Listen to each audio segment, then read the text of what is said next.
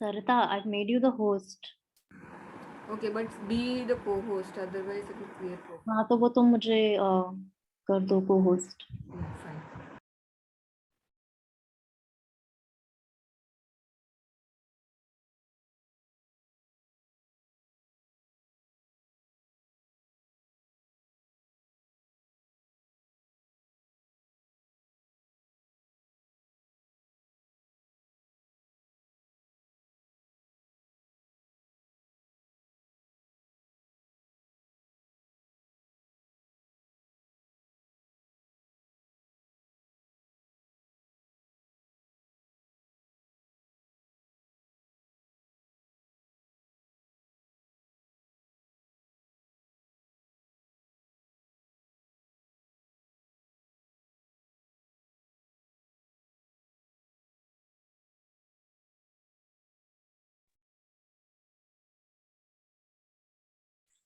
Hello. Sarita, can you check if my audio is fine? Yeah, it's clear.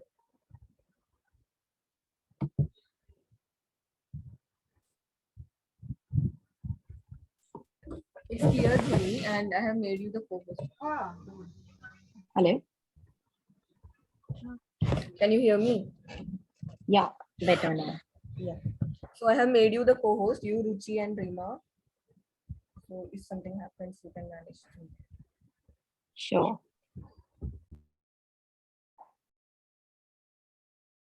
So we'll wait for everyone to join and then start.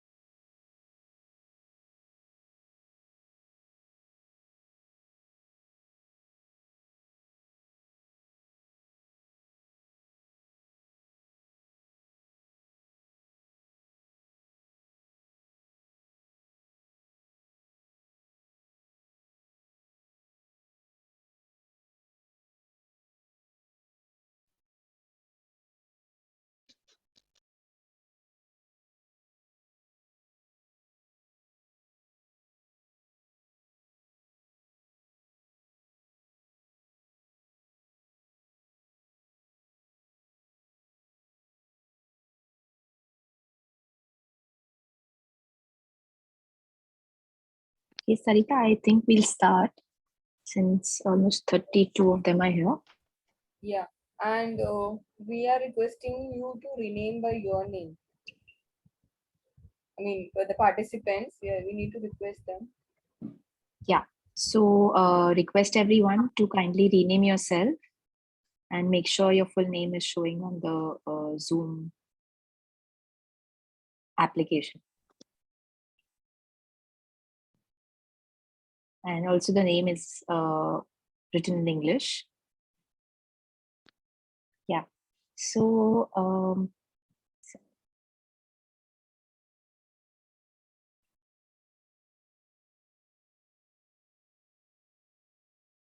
I'll be spending some time talking about the development of an action research fact sheet.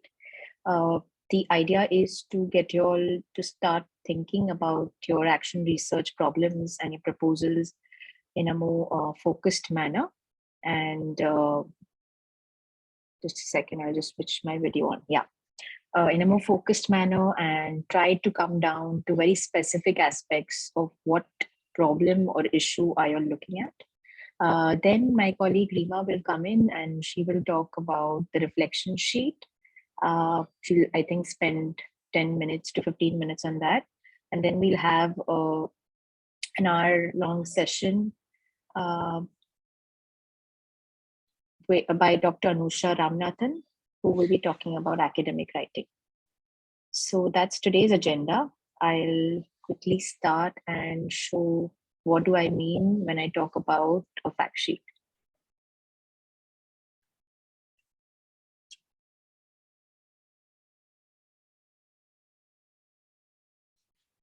Yeah. Is my screen visible, Sarita? Yes. Yeah. So I think the point, your all of your essays, the topics that you all have chosen, you know, whether it's design thinking. Hello. Yeah. So also request everyone to mute themselves when they're not speaking, or use the reaction tab in case you have a query. You can also put your questions in the chat box. So since the action research report, we've spoken about it very briefly, and we've introduced and spoken to you about it in all your orientations. And we've also gone through most of your essays, wherein you've chosen these different 6 to 7 topics. Now, a way to come closer to what is it that you exactly want to focus on. One of the feedbacks that we had shared, you know, when we had the meetup with Nepal and Maldives fellow, was to try and condense what you really want to focus on, so that you can you know, inquire about the different layers within that problem. So and which is why we discussed with the course instructors of the action research course, and we've come up with the template, a sort of a fact sheet or a questionnaire that you can use. You can perhaps add more questions if you want, or you can add more layers of, you know, what kinds of data do you want to collect for your own problem. So the first point, since we are going to be working with teachers, we would like to find out and ensure that you collect data about the teachers that you're working with. So we do have, we do see people joining in. I hope everyone has settled down. Yeah. So the first point is collect basic information about the teachers, that is their names, the age, you know, the gender, name of school, a little bit about the school if you feel that your problem sort of looks at school as a whole, when you want to, you know, unpack the different questions around that action research topic. Definitely the subject and the classes taught by a teacher, the teacher's qualification. So now here, whether you're looking at 5 teachers or 10 teachers or perhaps more teachers, you need to decide, you know, what all data do you want to collect. The other element is some of your topics you might want to focus on teachers of one grade, while some of you might want to work with teachers of different grades, and that's fine. you still need to have this data in place and ensure you look at it when you begin an analysis. Then we come to the second point, which is the area or the locality in which you will be operating in. So definitely, the gender ratio, the basic demographic profile of that region, whether you choose a district or a province, a village or a state. Um, if you're looking at a national profile, for example, in the case of Nepal, if you're planning to work with 2 to 3 teachers in each of the 7 provinces, then it becomes a much more larger data set. We do recommend that you focus is smaller, so that you can actually work on the problem in a much more sort of segregated manner, and you're able to look at the problem from that one particular lens. Again, as we said, if you're working with the teachers in an online mode, then the scope maybe increases. But if you're planning to go visit the teachers, then you definitely need to have a specific demographic profile. So I will also add country here in case some of you are planning to look at, a program or an issue on a national level. Since there is a limit of 3 to 4 months, we do recommend that you really think of how you want to make sure that you're able to cover the national aspects. So the second element is definitely the literacy rate, total number of schools in that area or your country, total number of teachers available for that particular province. For example, if we are looking at Malé city, if people have chosen Malé, within the Maldives cohort, then you need to collect all of this data just for that particular region. The male and female teacher ratio in the schools, and as well as the girl to boy ratio in schools as well. The next thing is the last 3-4 questions I think are related to ICT. So we would like to know if the teachers that you are working with, if they are a part of a forum, which is either a formal or an informal forum, and whether the forum is something that is run by a government agency or whether it's run by the school or by local teacher associations. So these kinds of aspects need to be covered. You'd also want to find out if they are meeting, if this group is meeting. So how often? Hello? Yeah. So how often are they meeting, and on what platform are these meetings being conducted? The next point is about ICT access amongst teachers. So if you are working with teachers for a distance teaching program or for a distance teaching inquiry, then you must ensure that they have ICT access. And what devices are they using? In the case of Maldives, we know that most of the teachers and teacher educators do have devices. So you must know for yourself what kind of devices are they using. The last element, which is to do with the teacher and their community, is whether they have access to resource centers, access to support structures or mentors. What we mean by that is, if a teacher is a part of any local teacher association group, if yes, what kind of support is the teacher provided? Is there a library for teachers to access by the government? Is there a library within the school for teachers to go and read? So these kinds of resource points, you need to find out what kinds of support. Is there a higher education institute where a teacher can go and speak to academicians in that particular domain? So that was to do with the issue, the area. So we've covered 2 aspects. The first is the teachers' personal profiles and everything around themselves. The second element is the area, the region, the community, and just a second. And looking at what are the different layers that you need data points on. I will come to the issue But I just want to stop here and see if you all have any questions or any doubts. If not, just react with a thumbs up and we'll know that no one is sleeping.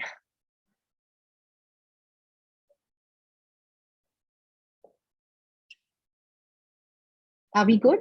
Can anyone comment? Any fellow in the chat box?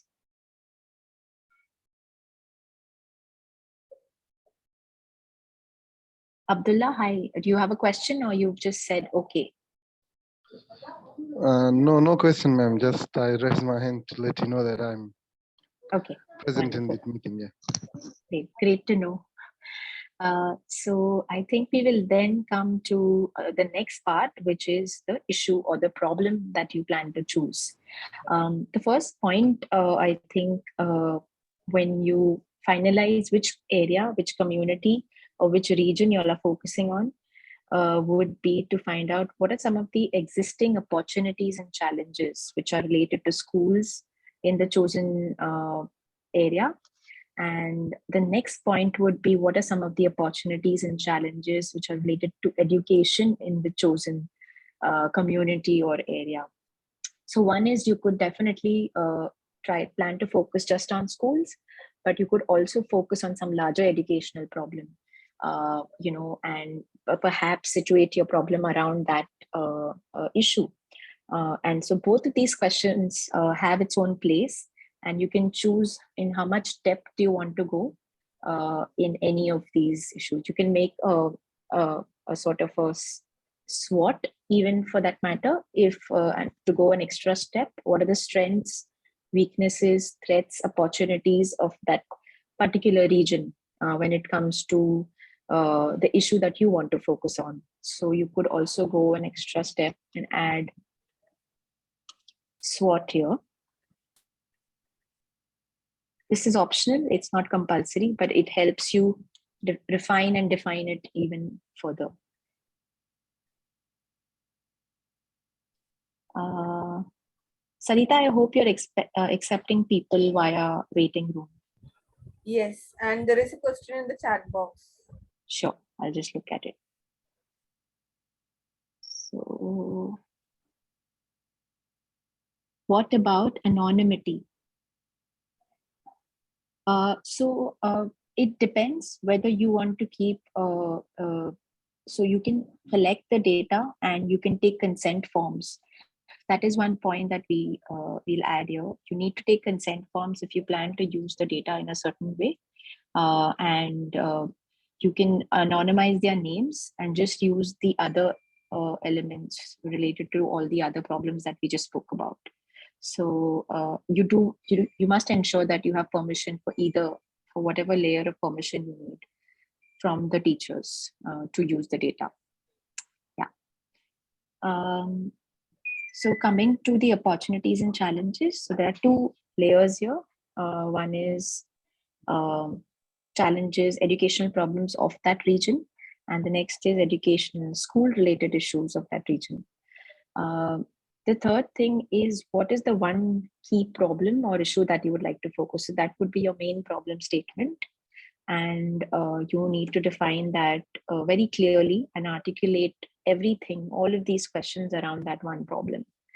The next point is about whether you already have any pre-existing ideas that you would like to use to solve this problem or to address the problem, or at least try to get closer to the problem. So maybe from your own experience or from whatever conversations you've had with your peers, you can jot those points down. And the next part would then be the time frame. Since we do have a limited amount of time, it would be good for you to see whether this problem can be inquired and further explored in those particular weeks or not. So you can start thinking about the problem as early as now, and your coursework begins in June sometime in the next couple of weeks, and then we go on up until October. So you have from June to October to collect the data, refine the problem, write it down, and also analyze it at the same time. So time frame is a very, very important point which you must keep in mind. The next point is, what are the resources that you will need to support your own efforts to sort of address this problem? When we say resources, definitely some problems might need financial, but you should also see what is possible in your capacity. So whether it is just training resources or whether it's material resources, those should be the focus rather than resources which might not be possible for you to arrange in the limited period of time. We then come to the last point, which is training and knowledge. What kind of training do you think is needed to address this problem? Is it a problem of training, or is it a problem which requires something more than training? And then coming to your own self, whether you feel in the chosen problem, do you think you need any professional training for addressing some bits of the problem, if not the entire problem? And then what are those needs? So these are the 3 to 4 areas in which we feel you must focus on and try to locate your problem by collecting all of this information for yourself. Whether it's someone who'd like to improve science teaching, or someone who'd like to use YouTube to teach science, or someone who'd like to work with language experts. It really depends on what and how you want to focus on. Hi Rahmatullah, what is your question? What is the challenge you're seeing? Is that a comment, or do you have any related question?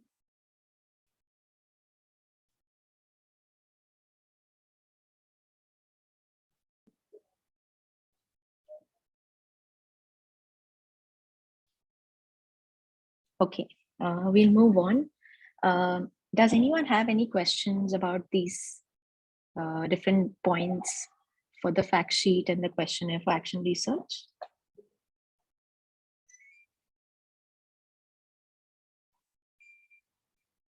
If no one has, I want to repeat myself. This is related to your action research course and your action research proposal. And excuse me. Sure. I want to be clear about this area and locality, whether we need to cover whole region or a specific particular region while selecting the participant. Yeah, thanks for that question, Mr. Shrestha. I think we recommend that you select the region that is accessible to you, and the problem is something that you have experienced. So whether it's the region of your own school, we recommend that you choose that. And if it's a problem that you feel is faced across different teacher groups in different regions, then you can go as broad as 7 provinces, like I said. But that decision is yours. Whether you want to focus on a smaller province or village, or a larger state. Thank you, Dhani. You're welcome. Hello, Mr. Mohammed. You are asking whether, please clarify about more resources we should use. When we say resources, we mean it could be any curriculum resources. It could mean you might want to involve an expert to do this research. You do have the support of the field mentors and academic mentors to guide you in this research. So that resource is there. But essentially resources in your context would be curriculum and other materials. Mr. Joshi from Nepal, you have a question whether the issues shown are fixed or we can choose. You can choose a topic of your own interest based on the 6 themes that were given to you at the beginning of the fellowship, which is use of design thinking, OERs, ICT, gender equity and social inclusion was the second topic.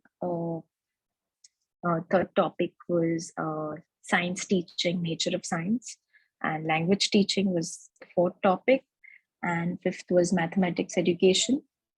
So these were the different topics that were given to you. So anything within this can be chosen by you.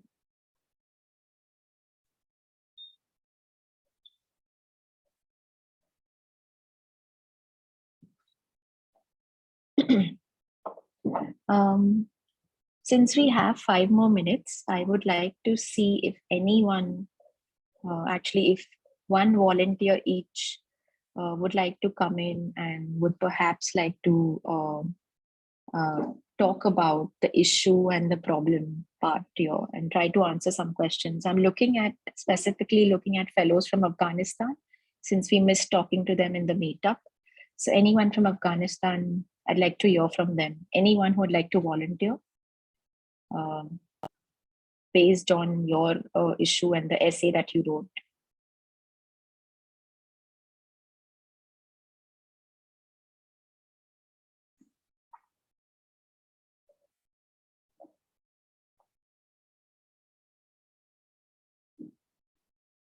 Would anybody like to volunteer?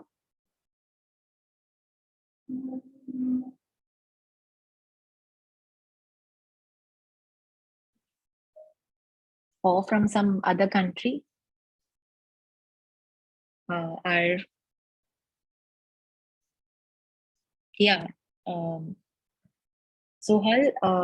that's a very good point. If you would like to focus on community, do you want to elaborate on that?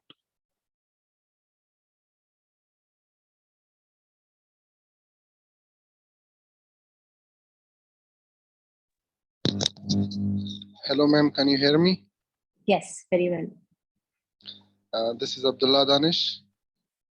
Yes. I will elaborate about the issue of community, that our community is somehow very sensitive to the issue of genders these days. Like even the schools above grade 6 are closed for the girls to join, like they cannot join the school. And this is the biggest challenge that nowadays the Afghan girls face. And I would like to talk about this issue more and try to find out any possible solution if we discuss it and try to get to its depth.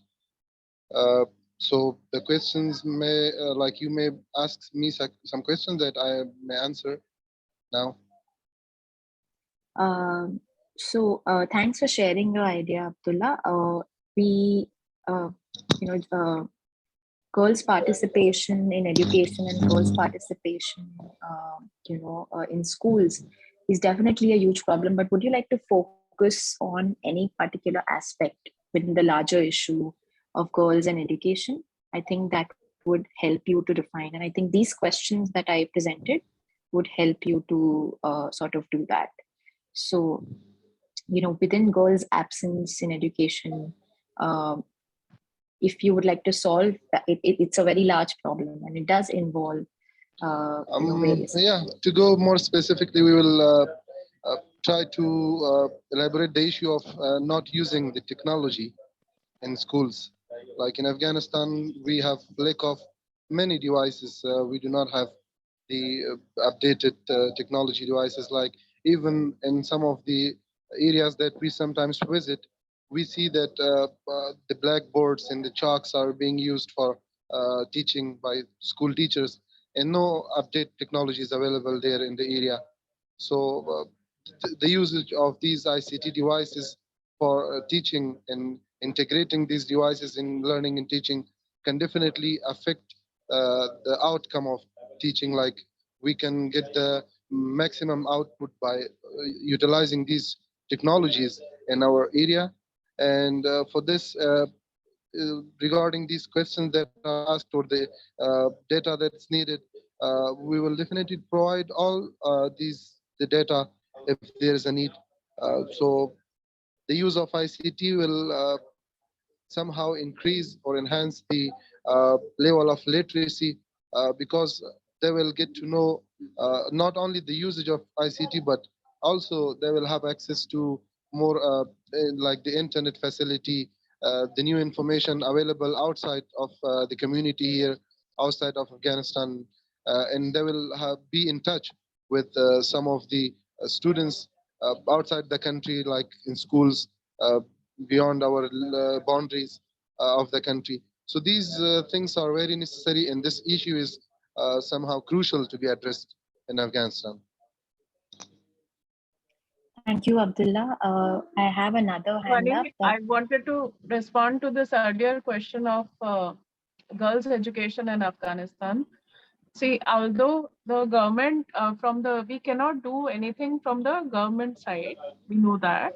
But if it is possible to provide, material to some girls outside of the schools in form of written like material, or if they have mobile phone through mobile phone, that is a possibility. But we need to find out ways which are conducive to the situation in Afghanistan. So it is a problem that is right now difficult to solve, and we understand that it is very important to solve it. But one will have to find out ways which are conducive to the situation. Yeah, thank you, ma'am, Ruchi. I got the point, and I shared another issue of using the ICT devices, and yet we have the lack of knowledge. Like some of the girls, not only the students but also the teachers, who are not well trained. They are not familiar with the usage of ICT devices in schools. They need Yes. proper training. They need proper monitoring. They need to be mentored. They need to be taught. They need to be fully trained to use the ICT devices. Even if they are provided and they are not accustomed or fully acquainted with the use of these devices, it's not somehow effective. So Yes. I knowing think or that would be having the knowledge of using these ICT devices are very necessary. Yes, I think that would be a good problem to focus on. And you can find out different ways in which you can do some meaningful use of ICT. You're doing it from the first course, maybe you can get some ideas from there. Yeah. Back to you, Dhwani. Thanks, Abdullah and Ruchi.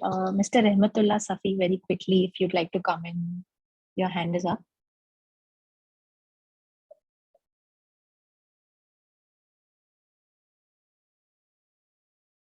Mr. Rahmatullah Safi, you'll have to unmute yourself.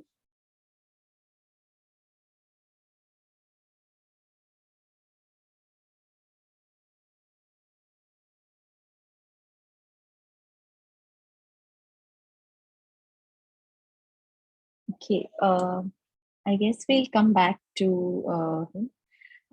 So we have time for one more person, and then I'm going to hand it over to Rima, where she will talk about the reflection sheet. So anybody else who would like to volunteer and maybe talk about the issue?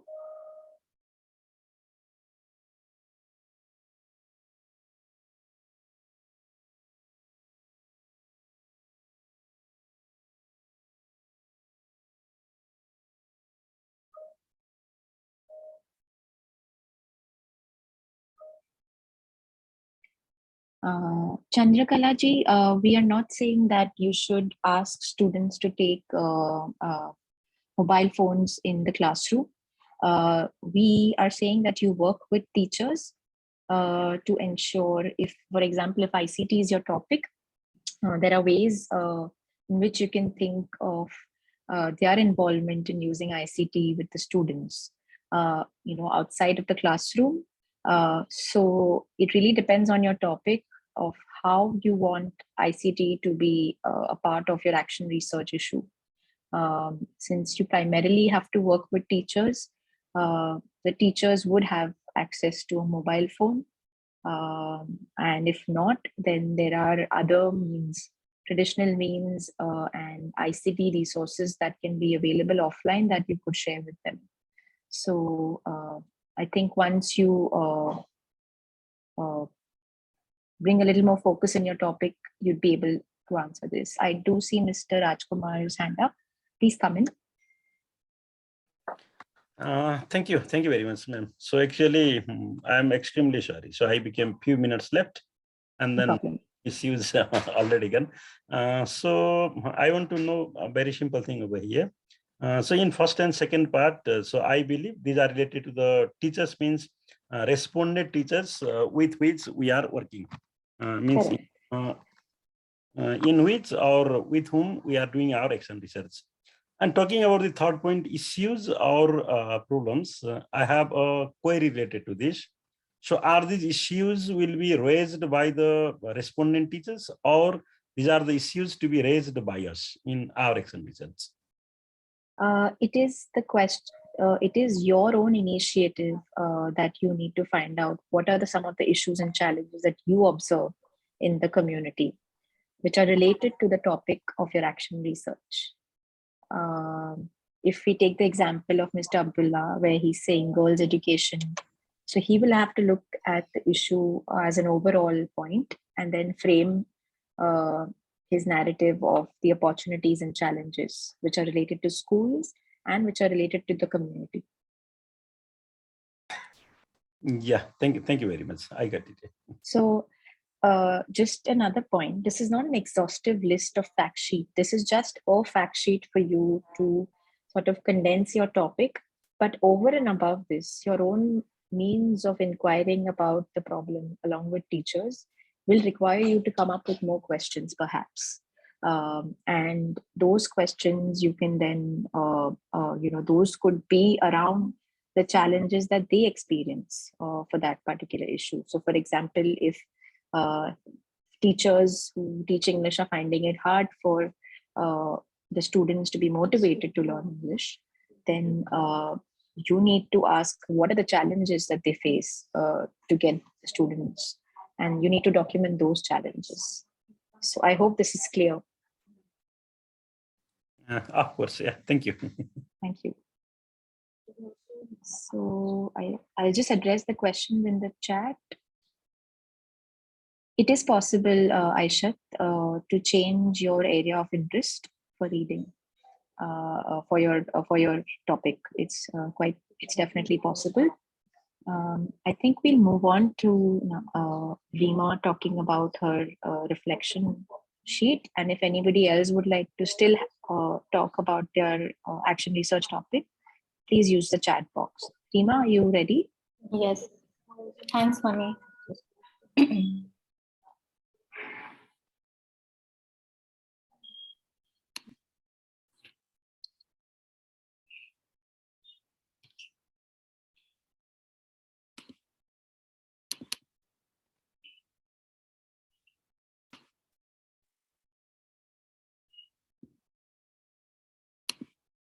Can you see my screen? Yes, Rima. Okay. So, as you know, there are different aspects to the research that we're doing for the MATPD project. And one of the research activities is the reflection journal. So the whole idea of the reflection journal is basically for you to reflect on your learnings during the course of the 8 months SAT fellowship. So what we've done is each one of you would have been given access to a separate Google document. I wanted to know if all of you have access to the document or not. If not, please reach out to your respective points of contact at HCA, Villa College, and for Nepal, please reach out to Manisha. You may do so after today's session gets over, so that you can get access if you still don't have access to these documents.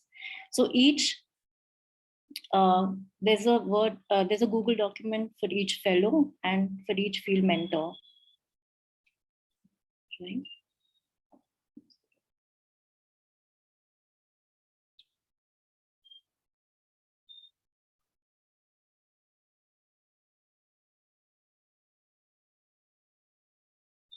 Yes. So I'm just very quickly going to talk about the process.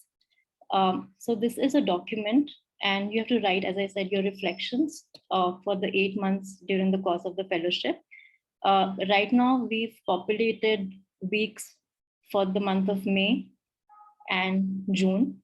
We'll be doing that for the subsequent months as well, right? And please do fill in these Google documents. Please do not, we've had some fellows send their reflections over email. Please use the Google document that you've received for writing your reflections. Do not use the email, right? So you need to fill in the reflection journal on a weekly basis. As I said, we've segregated this into weeks. So the month of May is already over and we are done with the 1st to the 7th of June. So in case you've not yet begun writing your reflections, please do that by end of the week. Because if you don't enter the reflections of the week and you keep it for later, it's all going to come together. It'll be difficult for you to reflect on what you've learned during that course of the 1 week period. So please, try and finish your reflection writing for that particular week given during the given stipulated times. I'm going to talk about the 3 questions very quickly. So basically, we want you to sort of reflect, as I said, on your learnings. So what have been some of the key ideas and opportunities that you've come across during the fellowship? So this could be something that you've come across in your course on the TESX platform. It could also be from the webinar discussions that you've attended. So it's not limited to one session, but it could be also a combination of what you've learned from the webinar sessions or the various face-to-face sessions, or even the TESX platform. So you need to share any ideas or opportunities that have actually contributed to your understanding of teacher education as a whole, or your understanding of TPD, teacher professional development.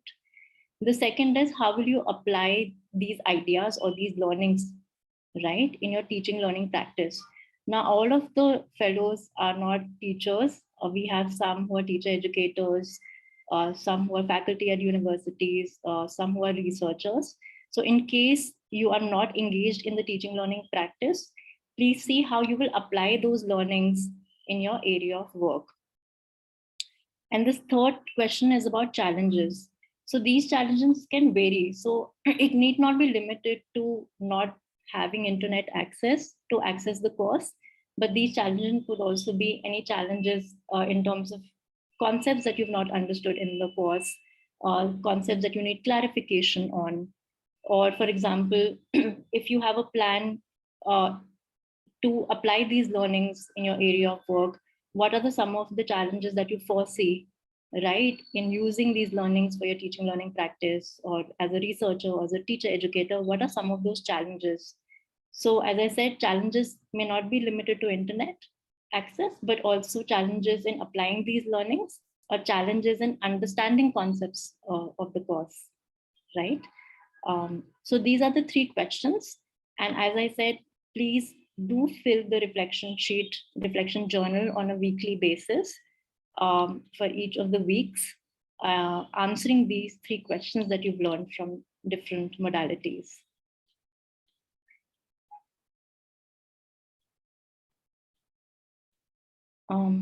Does anyone have any questions on the reflection? Yes, Anwar?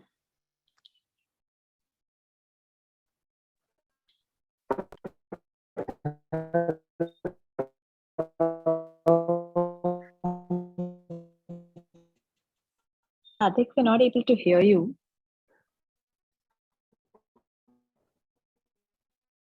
Could you put your questions in the chat?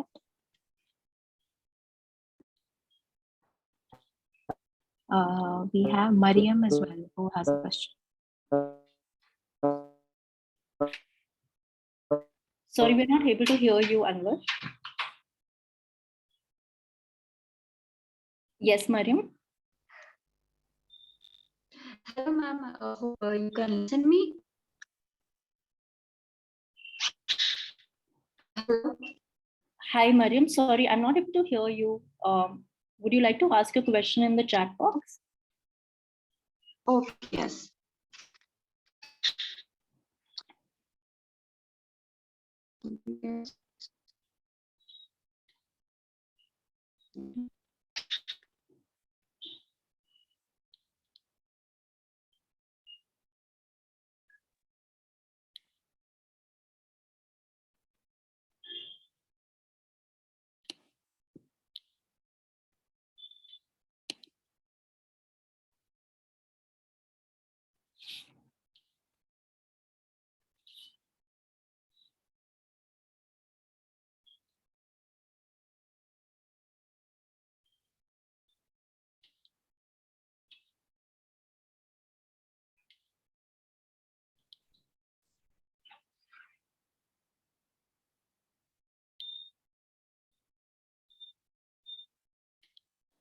Dima, are we done?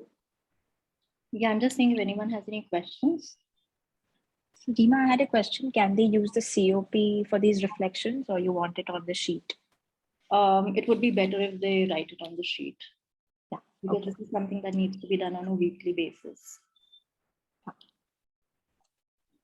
And Mariam's question about feedback has been addressed.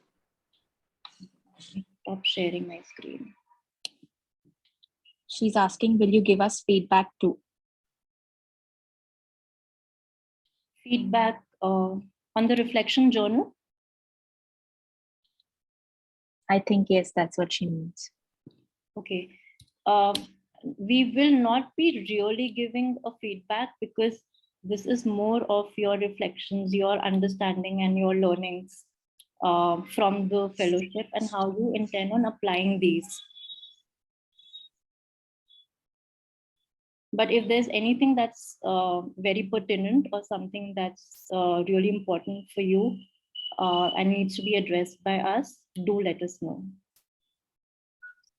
However, some of the points, if we feel even what we learned about you to the baseline, we do keep talking to our course instructors and we do keep having internal discussions to try and incorporate if there are any easy to do's from the reflection and feedback that you share with us.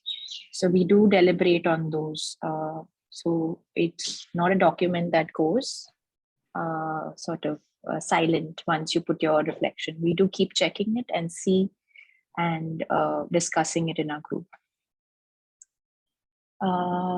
Yes, it'll be saved automatically. Yes. Yes.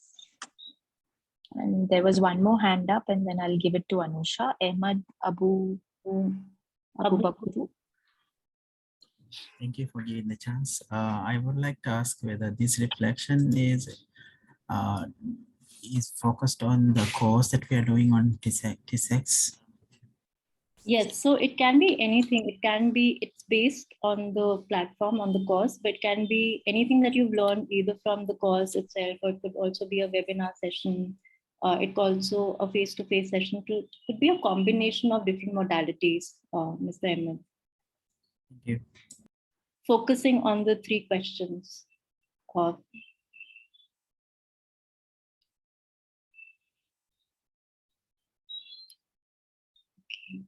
Just a quick thing, we have a feedback form that we'll share with you after the session is over. And so would just request you if you could fill it up since you would have just attended the session.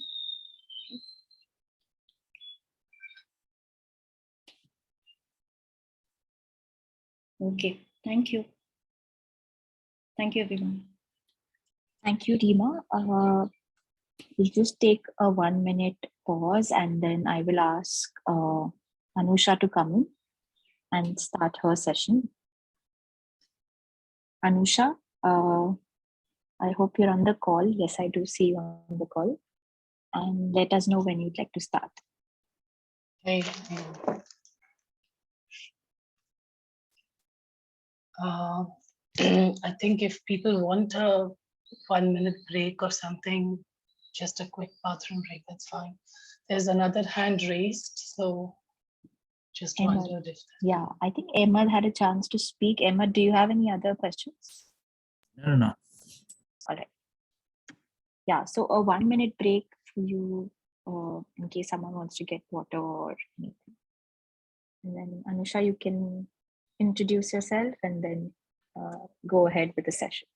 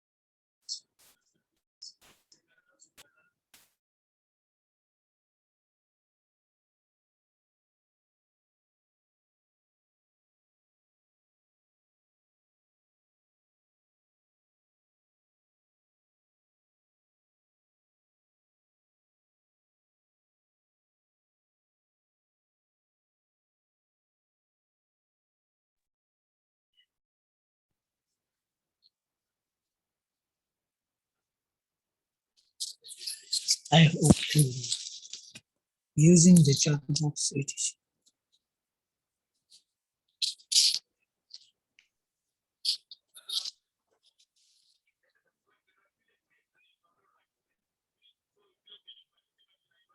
What are the open educational resources?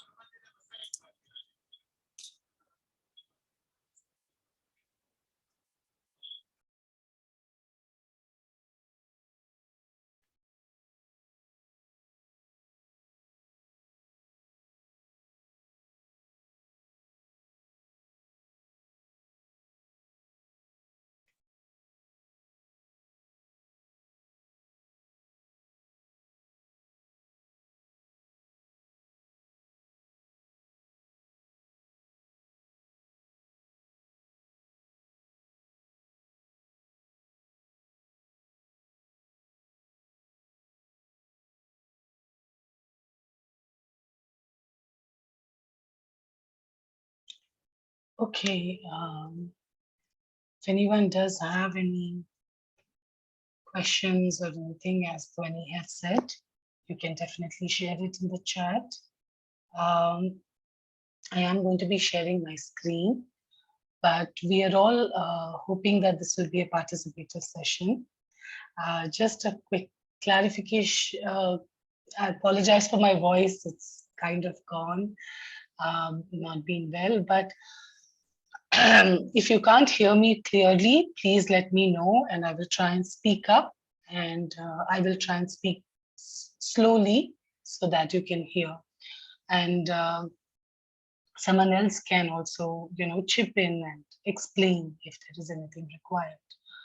So I'm going to start this first session. It's academic writing and study skills per se.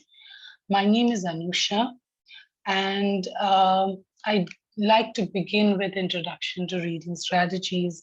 But what I basically do generally in my entire course, and I work with CET, I think you might have met me earlier in some of the introductory sessions. I will be with you all through the mentoring for TPD course, and also hope to join you, some of you, for your action research. But this is what we are going to be looking at. I work with Ruchi, Dhwani, Rima, etc. at the Center of Excellence, and my specialization is English language teaching and assessment.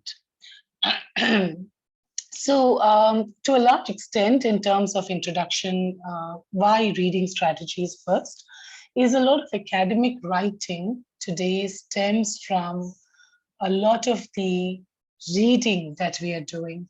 And you will notice that the new articles, if they are coming, have a different style to them. Some of the journals accept very different styles of writing, simple styles of writing. Ethnographic studies enable us to use the first person pronoun, which in 1980s was not really acceptable. So we have progressed from what it was in 1980s and 1990s to what it is in 2000 in the 21st century. And some of this comes from reading.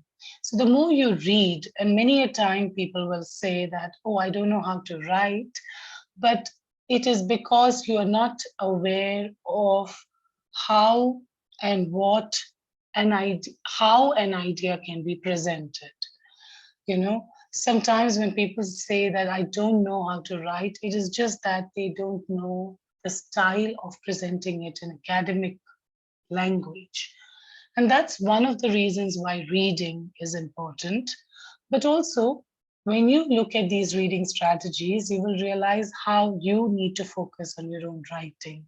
So I'm just going to start with that. But I urge you to keep posting, chatting, putting questions in the chat. If you want to interrupt me, please interrupt me. Ask your questions, and we hope to learn from each other. Right? So today it's going to be a more ground zero, level. You're just going to start off with some things. And if you have specific queries, specific doubts, specific questions in how you can improve some things, we do have resources that we can share. or we will find the resources for you and share with you. So I hope that you will continue engaging with us. You can post some of your queries in that what Telegram group that we have together, and also we can, live help you there. One of the aspects of writing or reading academic texts is to know what is the character, what is the personality that this document is supposed to have. If we go to a wedding, we wear a particular kind of formal clothes. If we go to a work interview, we wear another kind of formal clothes. We are very dressed up. We are very conscious. We spend time thinking of our dress. And the dress is just a presentation of us. And that is what writing and reading is really about, is some of the style of writing is just a presentation of the idea. The idea could have been expressed in so many different ways. You could have written it as a story. You could have written it as a blog. You can write it as a video blog. You could have presented it as a tweet, but now we are looking at it in the academic structure.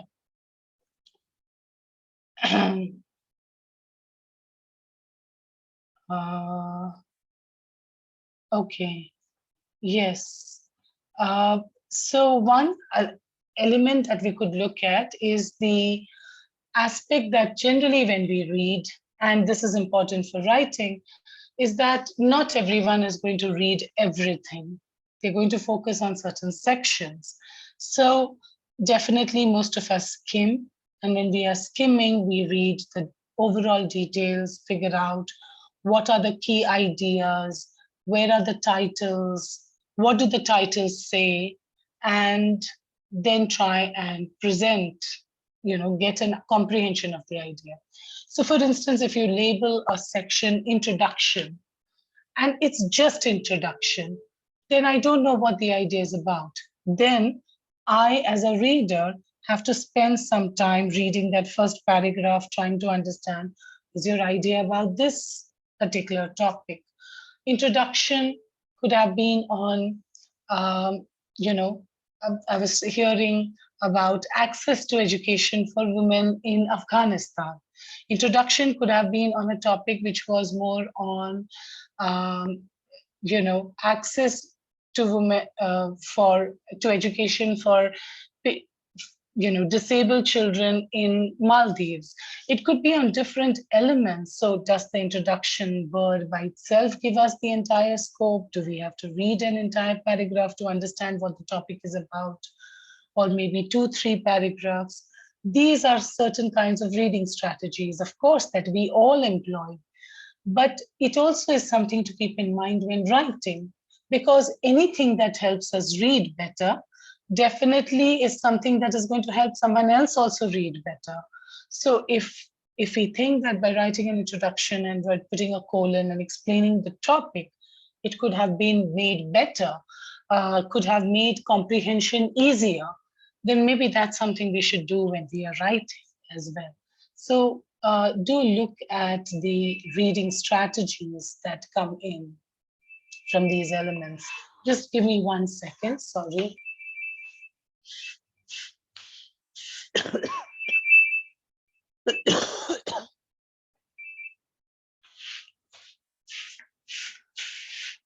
I apologize, sorry. So one element in terms of extracting these key information pieces can come from there.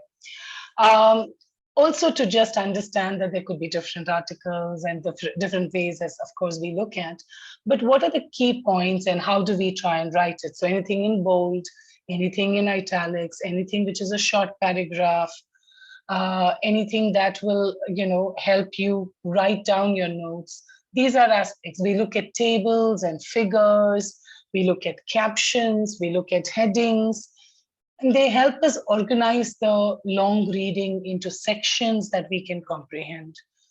Then that, if you're able to think about in your reading strategy, should come in your writing strategy. It's not an overnight process. Yes, Right. So thank you, Dhwani, for moderating the chat. And if I need to, then I will ask you to look up. One other element that helps us is speed reading, but I'm not going to focus too much on it. But one element that you will have to look at in action research is literature review. And while I won't spend too much time, I just want to say that most of us can read with a lot of speed if we practice again and again.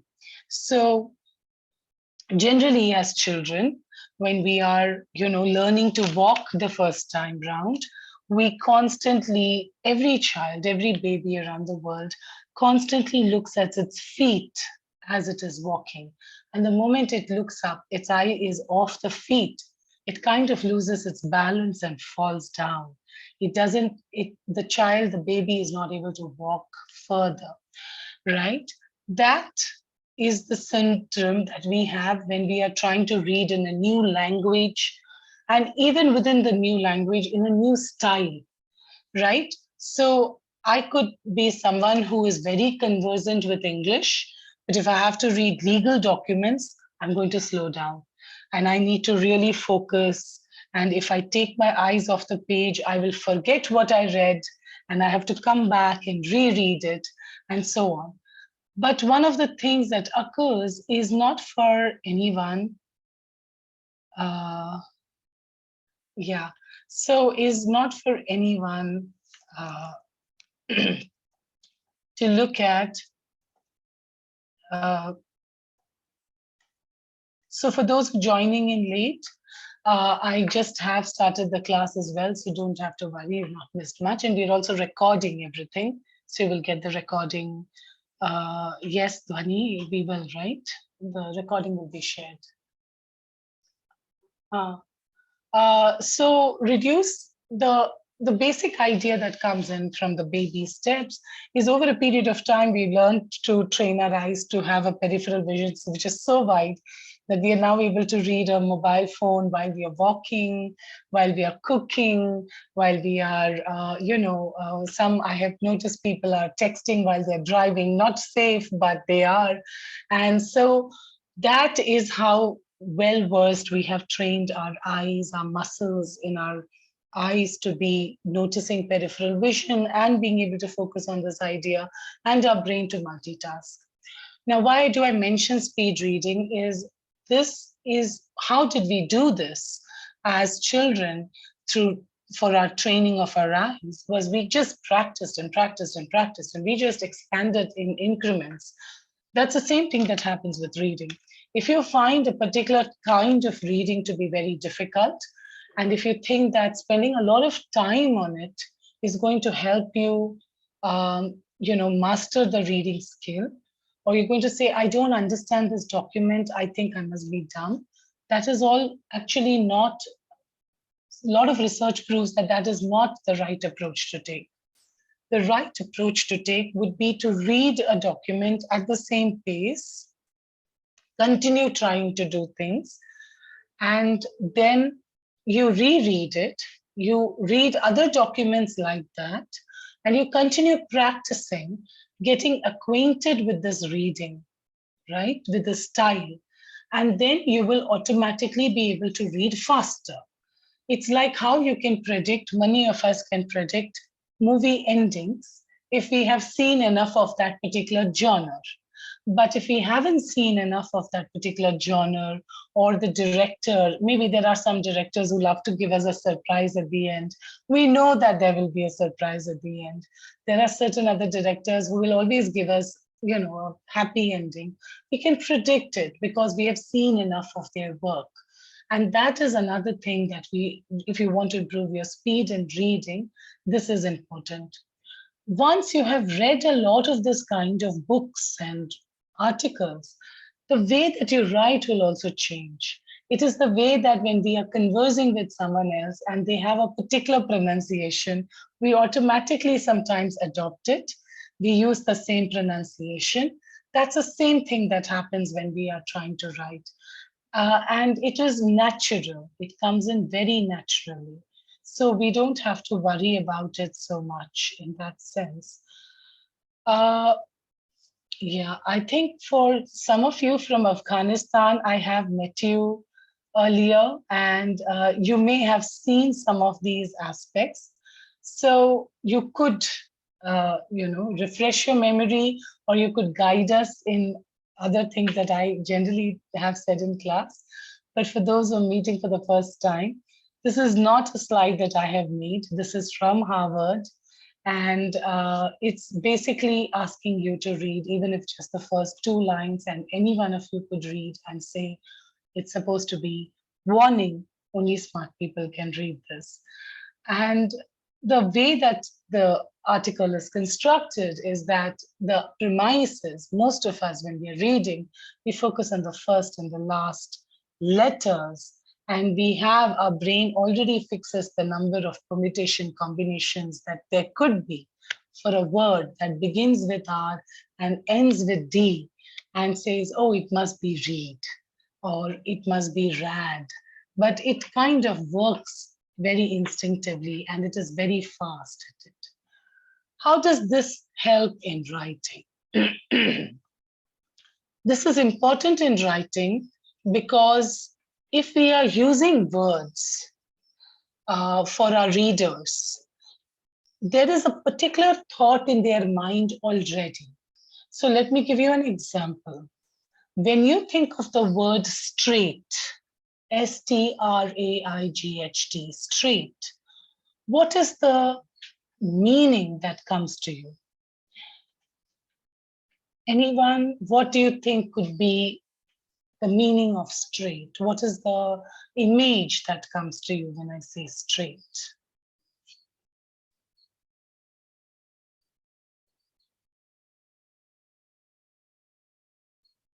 Line, yeah, Bisama. A 180-degree line is how we generally think of a straight line, because that's what we studied straight in school. And we generally think of as that 180-degree line. But straight can also mean something which is got no obstruction, right? A river runs straight to the sea. And we all know that no river runs ever at a 180-degree line. It has always got some bends and turns to it, but it's got a smooth passage. We use it in language in a particular way. We also in physics, for instance, straight for a ray of light, the ray of light may not be 180-degree line. And even then that line is called a straight line because it has no obstruction. So why did I use this word is because when we think of the word straight, what occurs in the reader's mind, we need to know. And they will have, just as this words, you can read only smart people can read this. And you could have done that S and it ends with T, there is an R in somewhere, it must be smart. So you have autocorrected.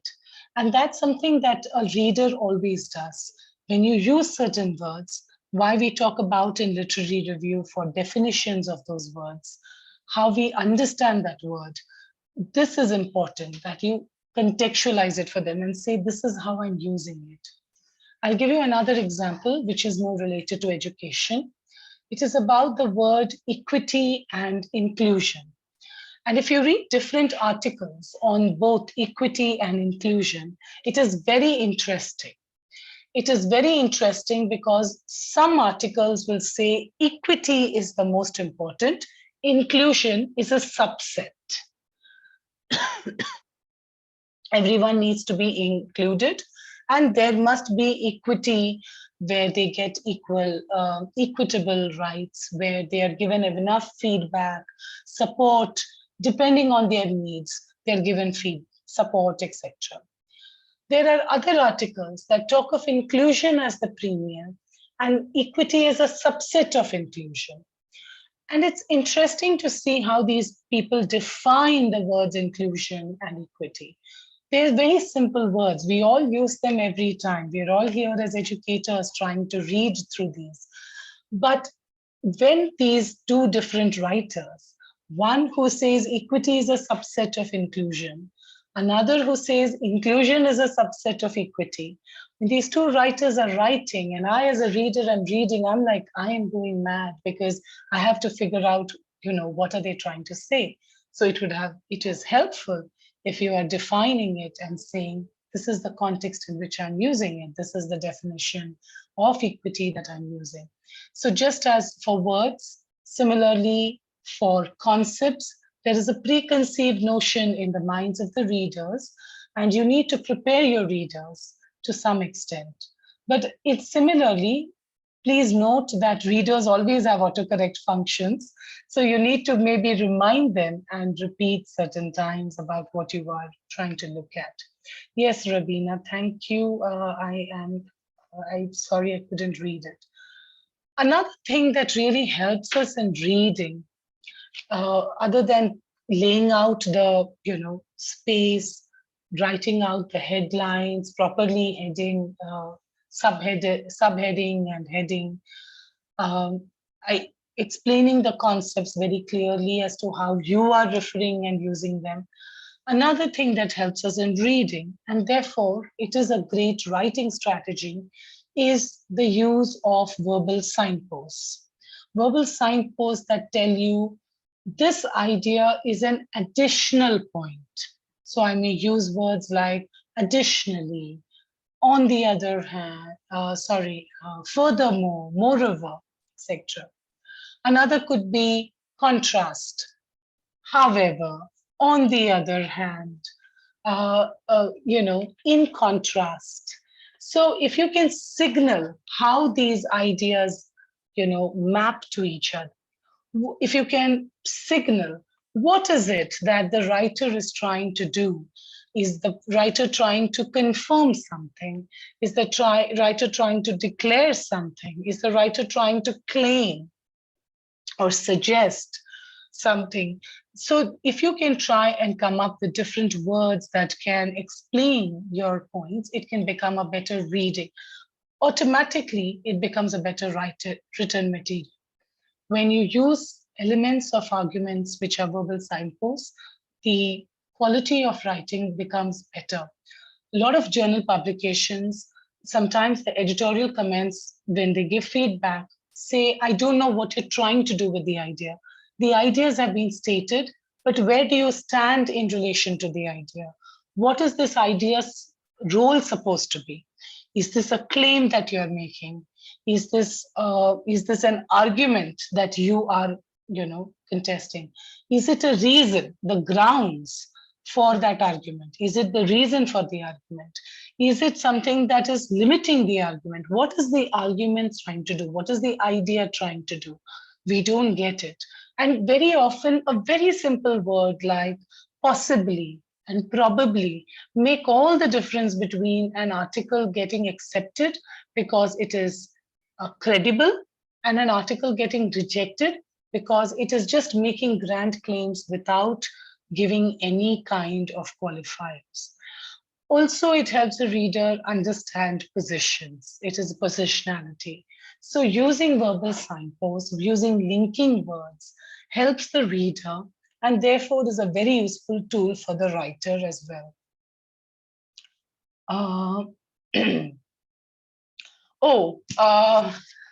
Remitula, I don't know whether I want to get into that question of equality and equity, but let me see.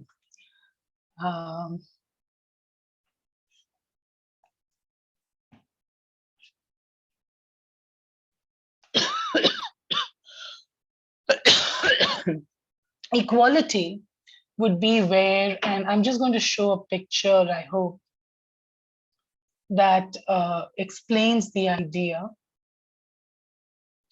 Let me do it as a new share.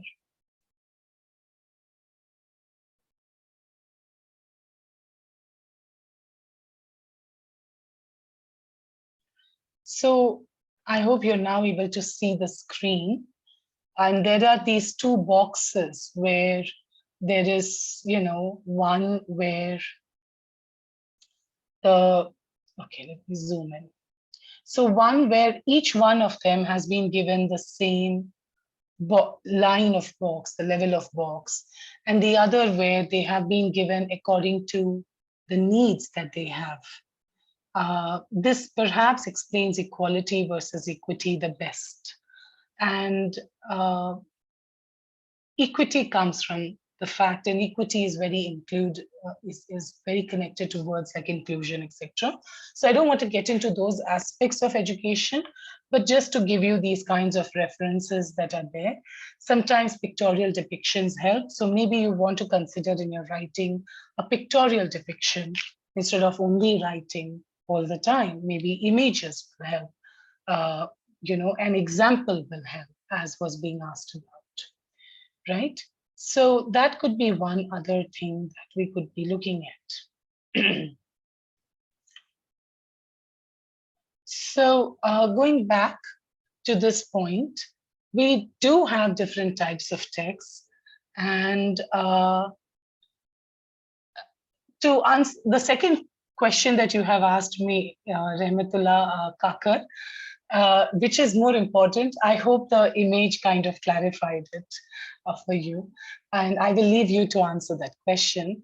But the types of text that we are looking at in terms of writing, most of us in research and in academia will describe a process, a classroom, the method of the process of writing a textbook, of evaluating a textbook. So we write descriptive, scientific, procedural matters, where we try very carefully to be extremely objective and neutral. So we write things like it was seen, it is observed, etc. There can be ethnographic studies which are very narrative, which are sounding like a personalized thing, as I saw, I felt, I heard, I thought, in that sense. It's more like a story. And that can also happen in a lot of some research, especially in education, which social sciences uses a lot of ethnographic studies. So you could use the word I.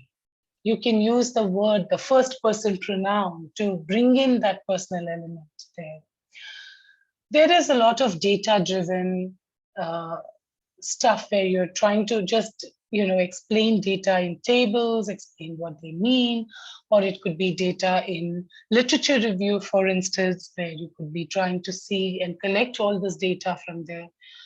We could also have analysis where we will, identify if there is a good point and a bad point, to a side look at the pros and cons. But analytical articles generally will not take a stand.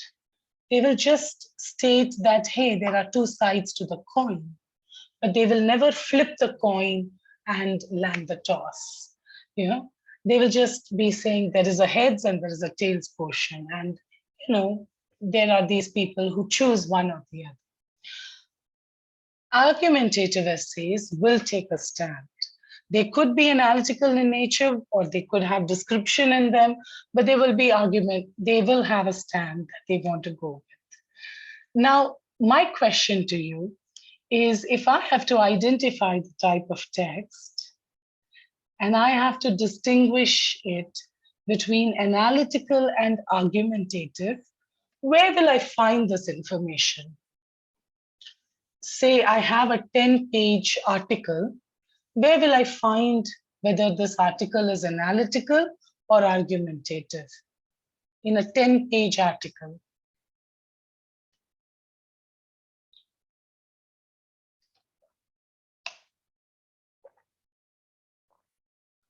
You can unmute, you can type it in the chat. If you did not understand the question, please do ask. You have to data analysis section, okay. Okay, Pisama says the last paragraph, true. Anyone else?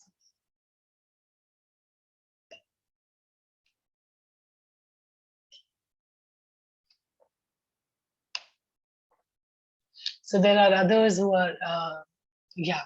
So in the introduction, and all of you are right, the data analysis towards the end is the section that comes in, but generally the data analysis may still be analytical and may not take a stand, but the conclusion should have taken a stand. the introduction can also take a stand. And so we know instinctively where we're going to have our arguments, and to find out the type of text written, we know where the reader is going to look for. So you know when you're writing that these two paragraphs or these two sections, the introduction section and the conclusion section, needs to be really well thought out and really present your point of view very, very well. Because that is where readers quickly, if I want to know the gist of the story, I'll go to those two parts. And if you know that, then you know that should you write it the first, you can know it, can we know it from the abstract? That's a good question. Not always, but sometimes. Depends on the journal. The abstract sometimes says that this is a study that is done. Just going to quickly go through it, but this is a study that is focusing on the research undertaken in my classroom on mathematical competencies of students improving when they are exposed to ICT games. Maybe that's a study.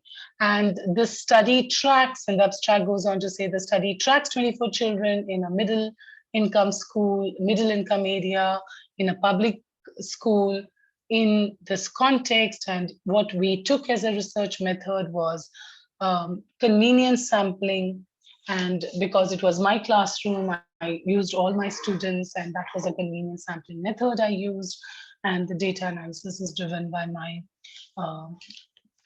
research as an action research, and the aspect comes from there.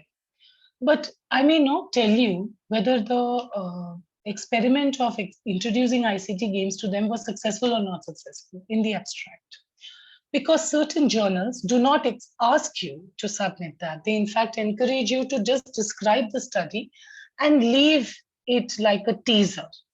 Okay, so if I'm interested, oh, did ICT games help them or not help them? I want to read the paper, so I'll click on the paper and read it. So certain journals ask for abstracts which do not tell the whole story, which act as a trailer. So there are certain other journals which ask you to tell you the whole story, tell us that it was successful by a factor of, 0.7. If P with the value of P as 0.05, it was successful at a rate of 0.7, highly successful in that context. Everything is laid out in the abstract altogether. So you could read the abstract to know what the paper is about, but you may not know the argument always from the abstract that is there, right? So yeah, Dhwani says the same as I was trying to say. So primarily when we are trying to do these kinds of brainstorming and writing, very many of us are stuck with this aspect. We need to write this whole paper. And when we have to write a whole paper, I am one of them who is like, I'm looking at a blank page and saying, what do I start with? And we get stuck at that introduction because the introduction is supposed to, as you pointed out, one of you pointed out, I think Prem Raj Joshi pointed out, that it may be the crux of the entire article. How do I write that the first? Because I don't yet know what and how detailed I want to write my paper. So then it may be useful for you to break down your article ideas and put them as one idea, detail, example, your point of view, and start with whatever helps you the best. With PhD students, we generally tell them, you need to write your literature review, you need to write your research methods chapter, data analysis, and maybe come back to your introduction at the end, because you may be able to explain the relevance, the context, the other aspects later, better. And what you know very well, what you have studied very well, what you have lived, begin writing that. Now with the computer, we no longer write in longhand. So now with the computer, it's easy to insert space and add those points that you wanted to add. So write about whatever you're not comfortable with later. It will come. Leave space for it and go to the next idea. So learn to break up your ideas into sub-points, and maybe writing the sub-point will help you write the point better. So if you are not able to write the point well, like for instance, inclusion, you're not able to understand how do I define inclusion. So maybe then you give examples of inclusion. And then as you're giving examples, you're like, hey, yeah, that's a good way of constructing the definition of inclusion, right? So please ensure that you write and begin writing something. We are happy to help you, go over some of what you're writing and help you formulate it better. There are many applications that also help you do that, especially editing, because you need to edit your paper. One of the things that I would recommend that we look at in terms of context is the way we write our field attachments, as journaling in a way. Today, Rima was taking you through a reflective note, and there were so many questions that were coming. What do we write? Do we just record? Do we write our own reflections right there? So generally, it's if I'm just trying to report right, maybe first I should just write the report. Then I could write another section with my reflection on it, which I think and reflect on a bit later, because immediately I may not have great insights. My insights may be misinformed or uninformed. So I may not have references to other readings that I have done. Generally, being able to note take and write in short points will help us all write that paper better. So if you're able to say that, I know certain things, I don't know where to begin with, but one of the things I know is I want to write on this topic. I want to write on these points. So you list those down. And these are the ideas that I want to include in my paper, but I may want to read up on them. I don't know enough about them. And then I also figured out also, who is reading my paper, who's my target audience. I need to write and speak in their language with them. I need to be able to speak to them in the style that they understand. There is no harm in going to a wedding, which is very, very formal, maybe in a church or in a, in a very traditional environment, and going in shorts and Hawaiian t-shirt. That's okay, but it is still respectful to, wear the traditional garb or wear something more formal to attend that wedding, because they wanted it in that style. So this is just a connect. So what is it when I say the style has to change? Have you used Grammarly? Have people used Grammarly?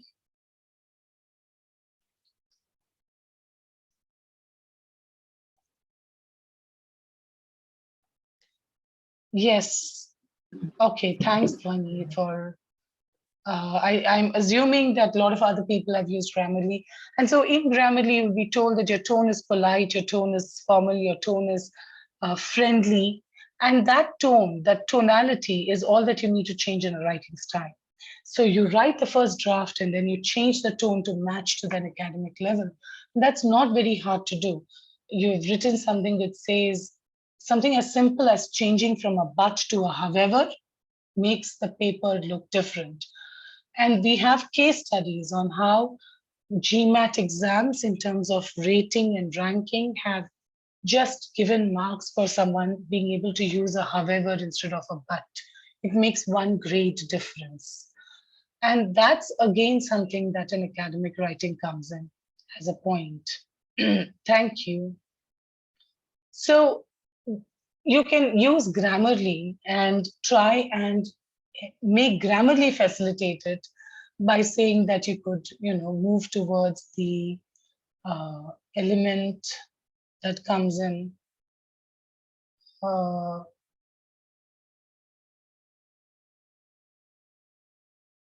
including the element that comes in what to do with the idea of organizing information. Sorry. So once we've gone through all of this, I mean, this is very simple. As I said, these are about structure, identifying, giving the ideas to the reader, etc. I want to know, where are your problems in writing coming in? So now it is open forum. And I want to know where your ideas and problem are coming in. I have this PPT and I can share it, of course, forward it onwards. But I would like to know, what are the challenges you are facing when it comes to writing? And then we will try and work on some of those challenges and addressing some of those challenges. I've left some of these on the slide. Maybe they are some of the challenges you face as well. Yeah, go ahead, Prem Raj. Okay, thank you, ma'am. Actually, while writing, my problem is that while writing plain writing, I can write, but by fabricating, in academic writing, we have to cite the references as well. So that seems challenging for me, because while writing plainly in my own words, there is no problem, but while writing by fabrication of the literature, so it is a little difficult for me. Thank you. While writing, the words are difficult for you, you said?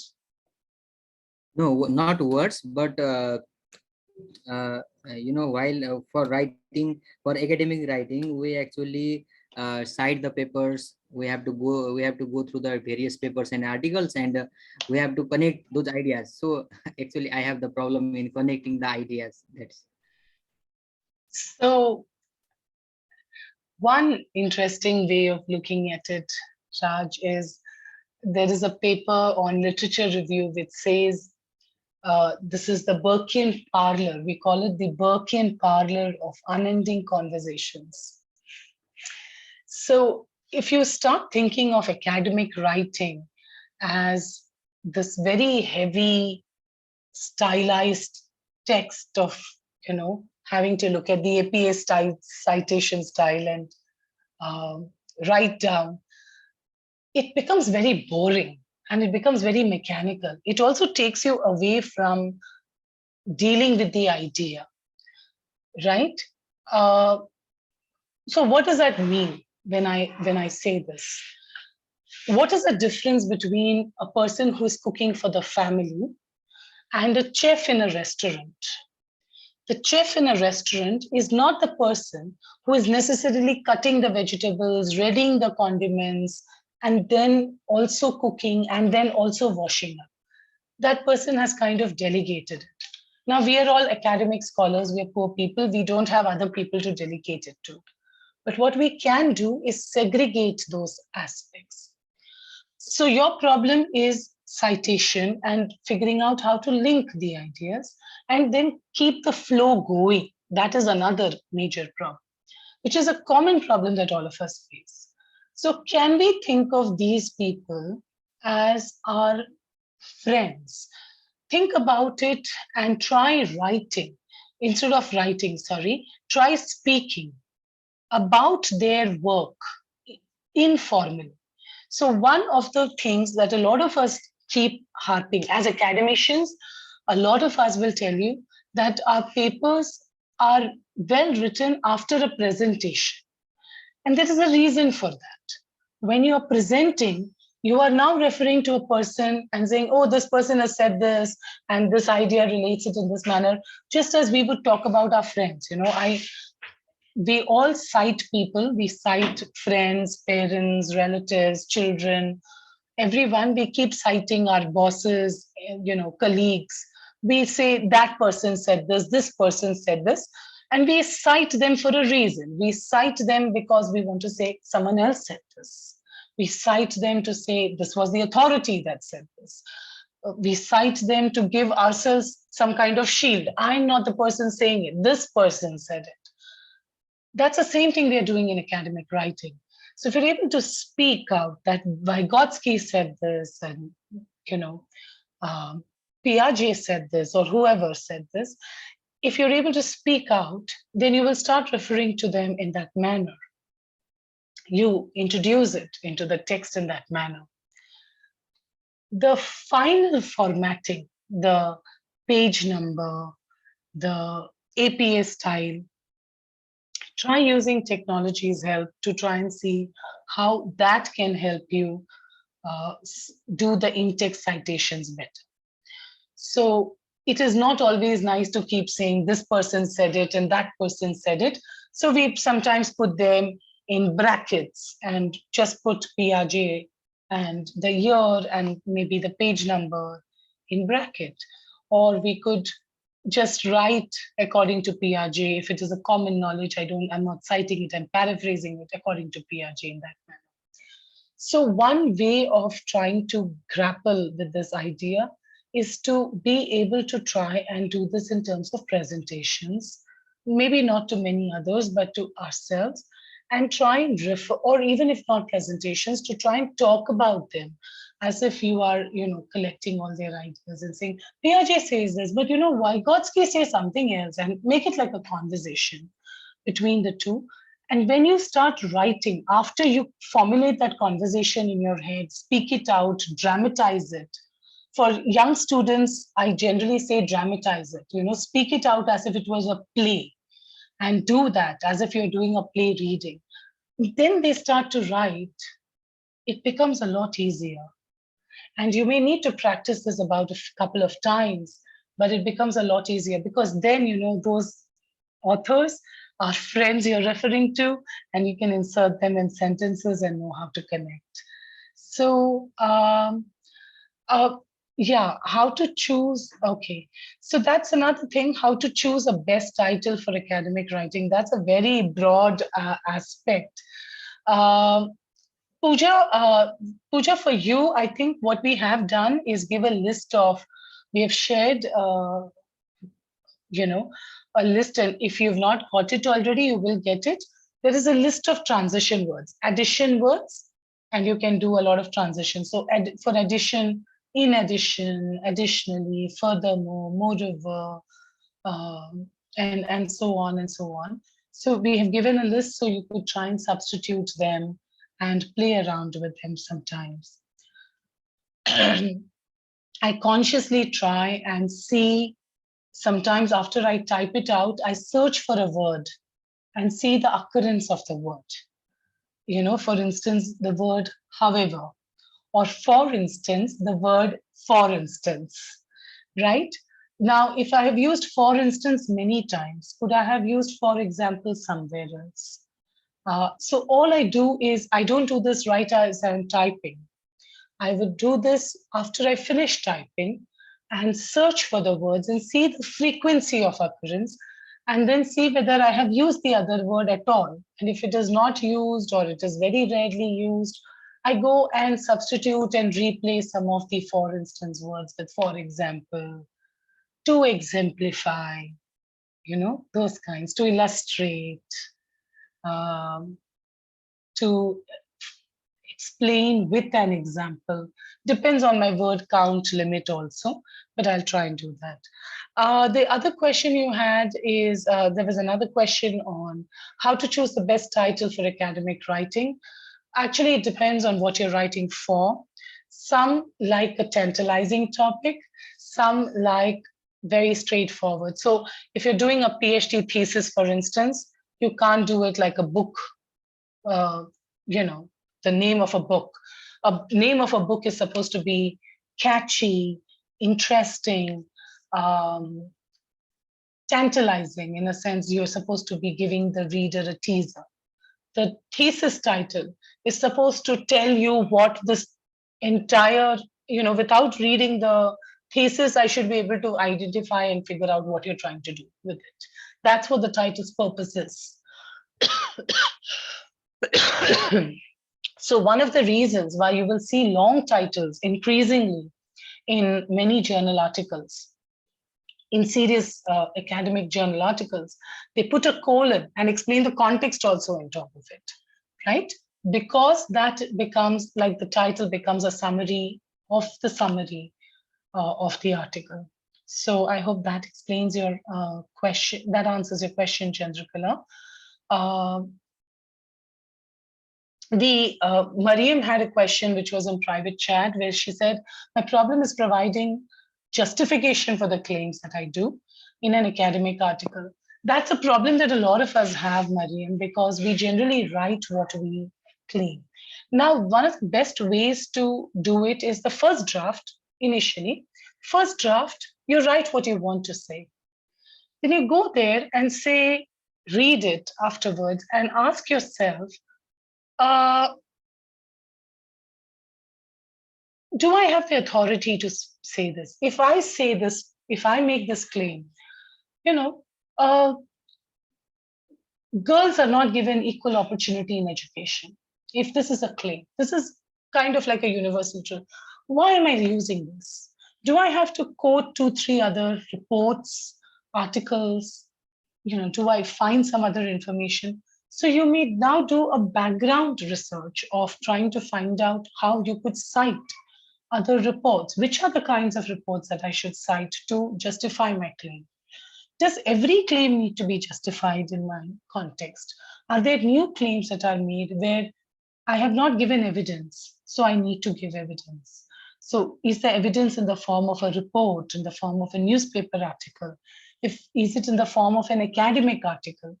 Obviously, if it's an academic article, again, is it a book chapter or is it a journal paper? Because a journal paper has more credit. So these are the kinds of things that you could do in the second draft writing of your site, where you take pieces in chunks and you then try and flesh them out with all this evidence that you have to give. So if you think that writing is going to be this one-shot thing that you will write and you will have your, all your quotes and your paraphrases and it will all flow in one go, it won't. That's not what academic writing is about. It's about layering it and layering the levels every single time. So you kind of embellish it. It's like a carving. First do this rough draft, then you chip and chip and chip away at the details in that way. So that's something else that comes in. So writing is a tough task, of course. You will get some more articles and, on how examples that are there. So definitely we can give certain examples that come through, but one is not all of you are going to be working on the same style of writing. So one of the things that you will have to look through in terms of writing articles, and if you go to Google Scholar or any of these sites to search for an article, since I started with something that talked about inclusion and equity, I will go with that same concept in education and try and talk about those elements. I'm also hoping that you have already read a couple of articles because you are already doing the digital course, and that should help you quite a bit.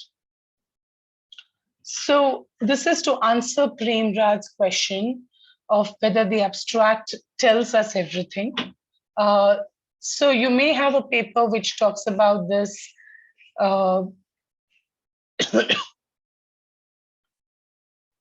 Now, this part seems to indicate something. It seems to indicate that there is confusion. It seems to indicate that there is promise. It seems to indicate that there is hope, but there needs to be practice, but doesn't give you any concrete idea as to what those policy practice recommendations, etc. might be. It doesn't seem to say what is an increased interest in making education inclusive, who is interested. It doesn't give us any much of those details. It actually just introduces the concept, but the argument of the article is not visible out here. So that is a way that an abstract could be constructed. It could give you the teaser, right? Now, the same thing that comes in, res introduction, but an introduction is then moving on to something that I'm just revising every concept, international policy context. So it just right out there, I don't need to read everything else. The heading tells me this is not specific to a country. This is all about international charters, UN, Geneva Conference, etc.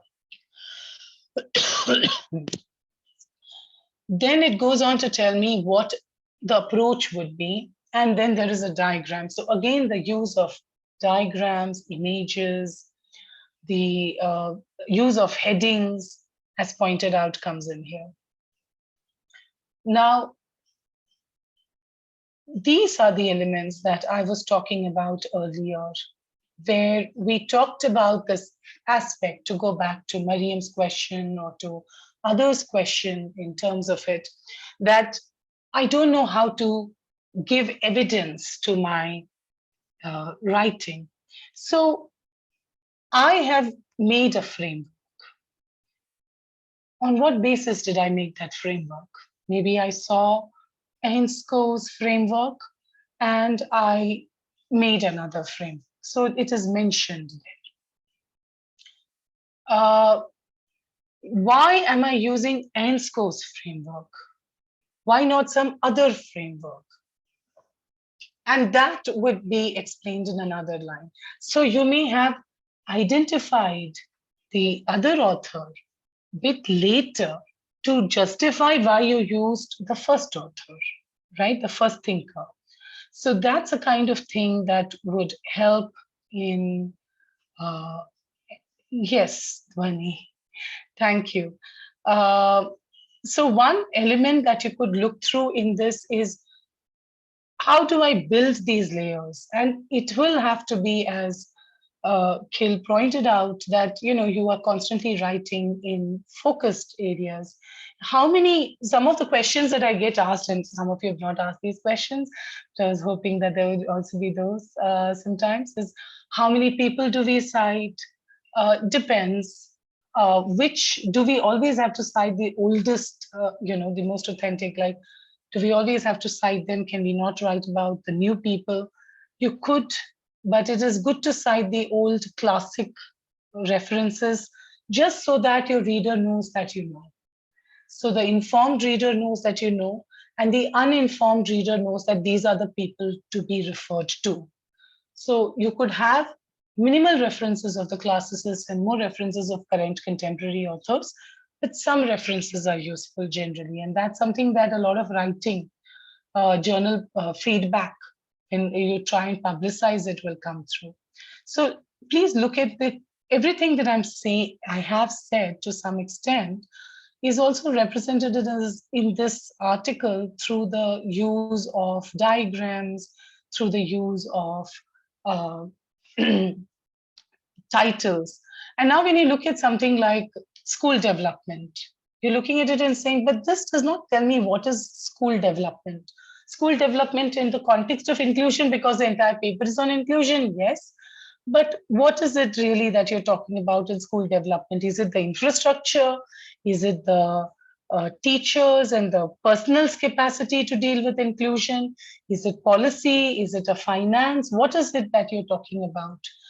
And schools need to be reformed and practices need to be improved is very general as a statement. So school development, again, from that word and that title, the subheading out here, we did not know whether it was infrastructure, policy, everything. So maybe even if they write holistic school development, then we know that all factors are clubbed in together.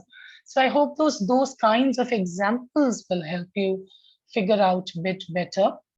Now, one of the other questions that a lot of people have is, I don't know how to write, and I don't think I can write. And Dhwani has pointed out something which is very pointed and very apt.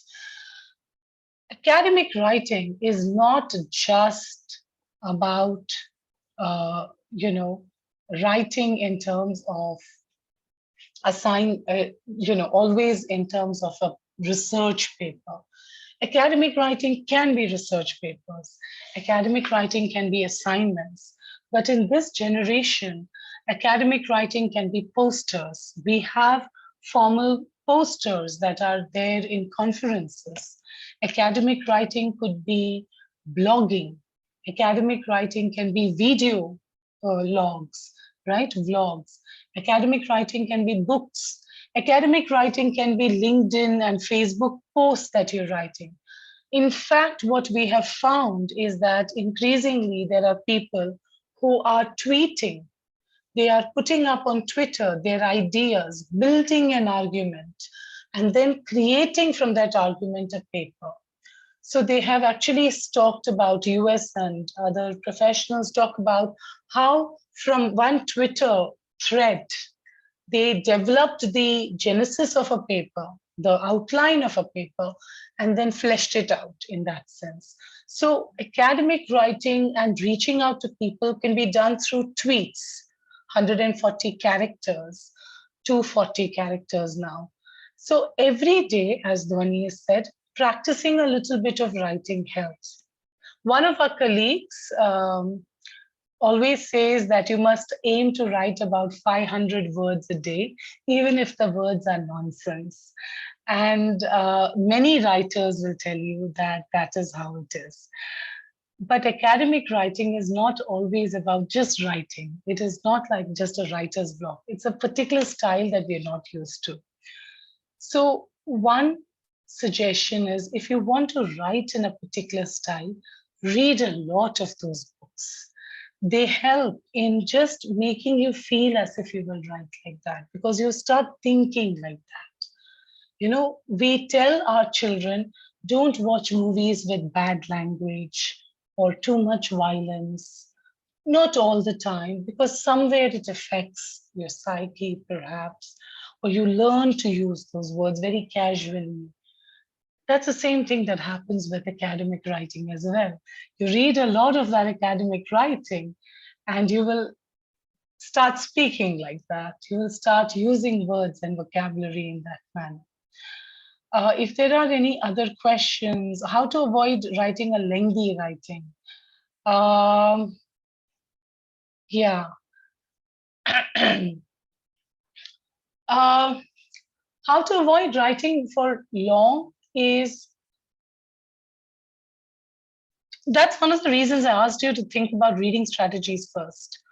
Most of us hate reading long sentences. We like reading short sentences. Why? Because long sentences just are convoluted. They go around in circles, and by the time you finish reading the end of the sentence, you've forgotten what the first part of the sentence was. Because your brain is trying to hold all of that in one sentence idea. If you're able to just chop it and chunk it in small pieces, your brain can absorb it faster. It can process the information and say, okay, this is connected to that in this manner. The sequence is faster. One of the reasons why when we give mobile numbers to people, 10-digit numbers, we chunk them, right? We say 2 digits at a time, or 3 digits and 3 digits and 4 digits at a time. We have a way of chunking our numbers, mobile numbers. We're still giving 10 numbers, but it still helps.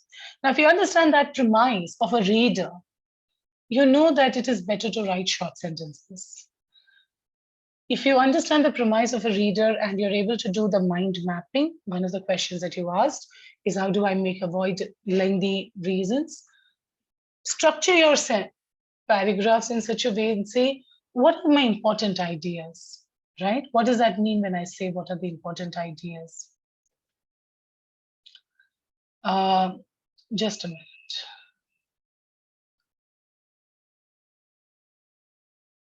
Sorry.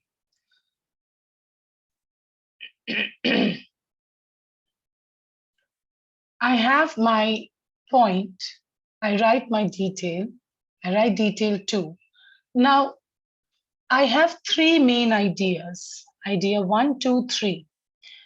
If my idea 3 is 50% of my paper, and the other 50% is introduction, main body, idea 1, idea 2, and conclusion, then obviously, according to me, idea 3 is very, very, very, very, very important.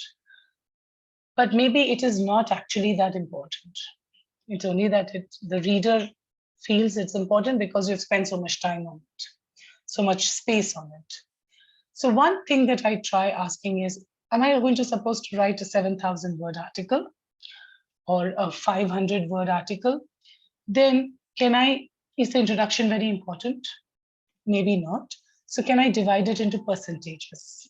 So I want about 25, 25, 25% main body and ideas, 3 ideas. So that's 75%.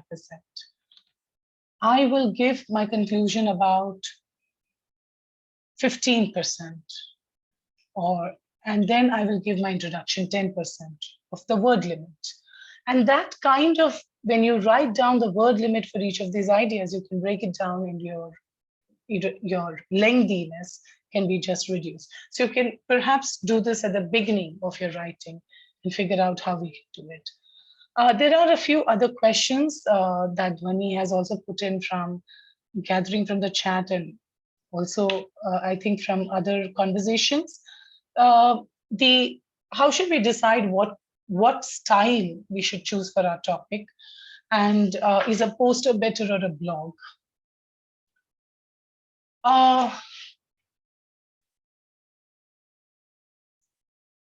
Well, there is hint when we say what type we should choose for our topic in terms of what kind of writing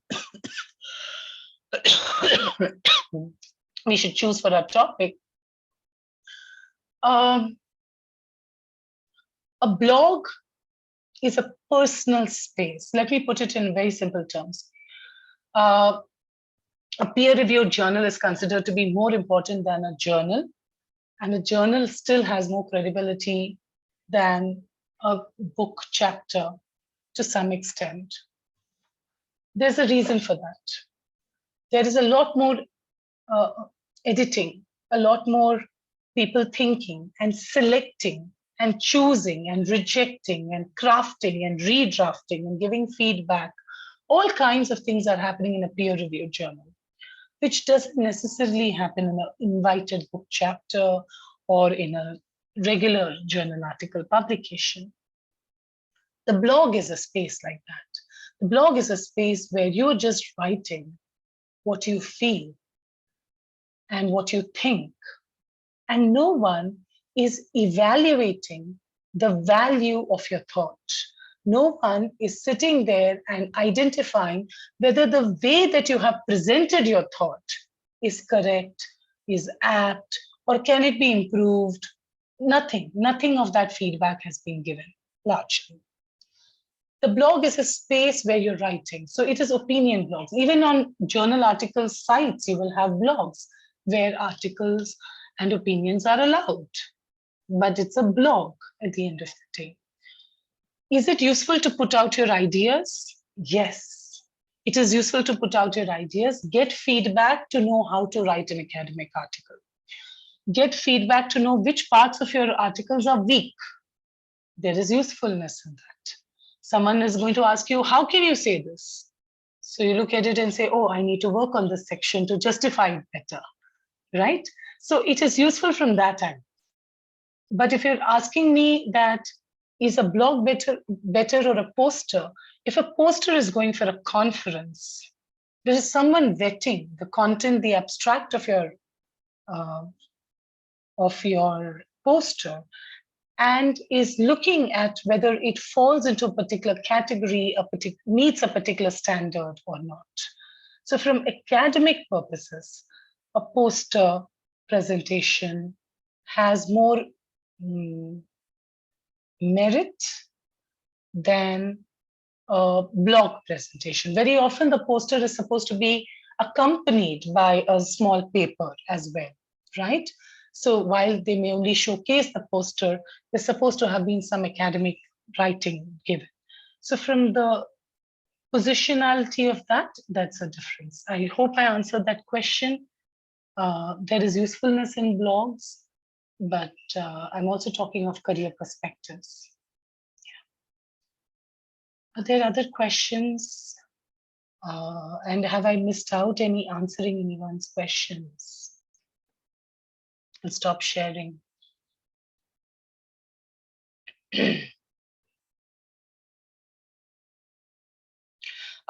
Thank you. I did miss out on that point. Rahmatullah Kakar, for asking what are the reliable sources for academic writing. I very briefly was just talking about that. One, when you say sources for academic journal publications, peer-reviewed journal publications, Scopus, and these kinds of publications which are listed are considered to be more reliable because there is a kind of review process. So anytime you read something that says peer-reviewed journal, it is useful compared to even a book chapter. There's another reason why a book chapter is considered a little more dated. The publication time for a book chapter is always longer, for a book is always longer than that of a journal. Mostly always longer than that, unless you're doing self-publication, then it is fast. But if you are doing the Routledge or a Sage or something of that sort, it is longer. So a lot of the ideas put in a book chapter or a book sometimes become dated. The journal is generally more current and relevant. One of the sites that you could, if you want to get more information, I don't know if you are members of this community. It's a community I keep recommending to people for researchers. It's called researchgate.net. It has a lot of these articles that people put up. And even if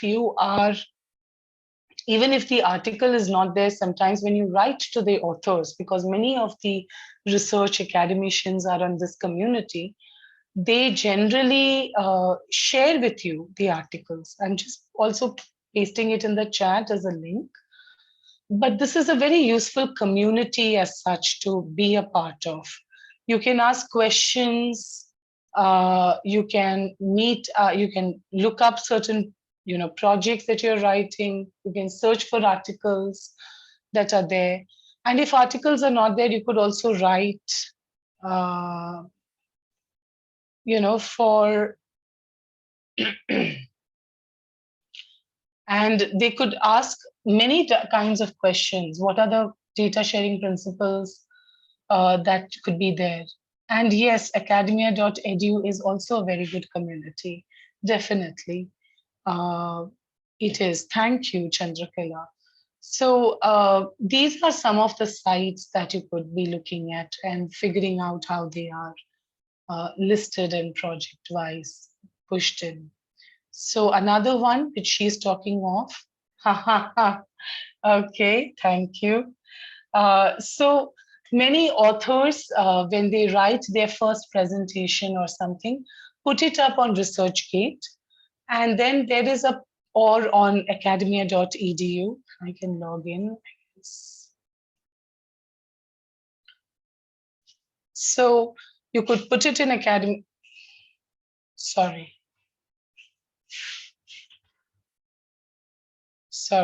So you could put it up on Academy. I don't want to share the password right now by typing it, so I just push it in. But you can check out these. These are all free sites, and so what students do is they will publish, upload their writing, presentations, early scholars, late scholars, everyone. And then sometimes some of us who are interested will put in the discussion a comment on it, like how at the end of a blog you could write comments. So you could comment on the article, say, this is what I did not understand. Can you tell us more about the source that you got this from, etc. And very many people are very helpful. And so they write it. Thank you for sharing that, Chandrakala. Are there any other questions I skipped? I hope this helps you. Some of these other resources we have also given you in a list. So we can do that.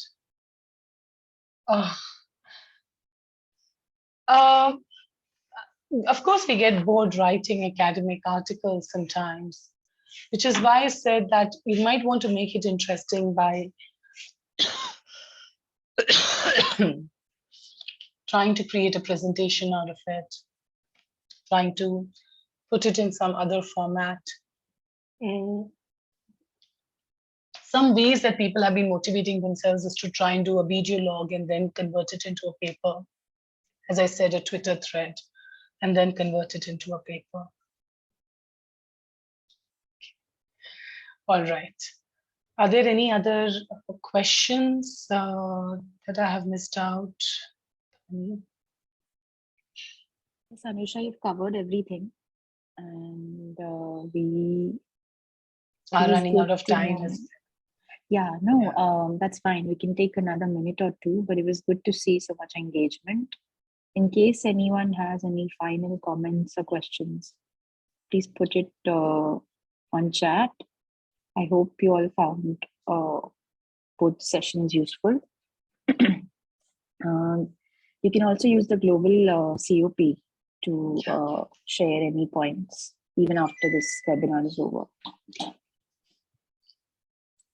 Okay, then, so I guess we will be ending the session. Thank you, everyone. Thanks for joining. And the next session is just one day after. It's on 9 June. So please keep that in mind. It's the second webinar for the first course, the digital badge course. Thank you, everyone. We will be sharing the resources with you, whatever possible, and based on what Anusha shared. Hi, Dwani. Hello. Hi, SCA team. Yeah, we are all here. We are in a regional office of ECA. We are in Kunduz province. So we are, well, joining the session from here, and it was nice. And meantime, we were contacting with our other research fellows, but some of them they have internet connection problems. It will be better if we share the link with them, so they could follow the lectures from that. The session recording and the list of resources that were discussed, they will be shared. Anurullah, Sarita will share them with you tomorrow. Thank you. Thank you. Okay, everyone. Bye then. Have a good day. Bye. Thank you. Bye. Thank you. Bye.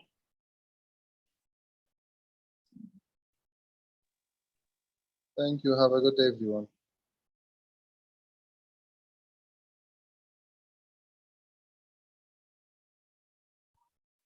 Thank you.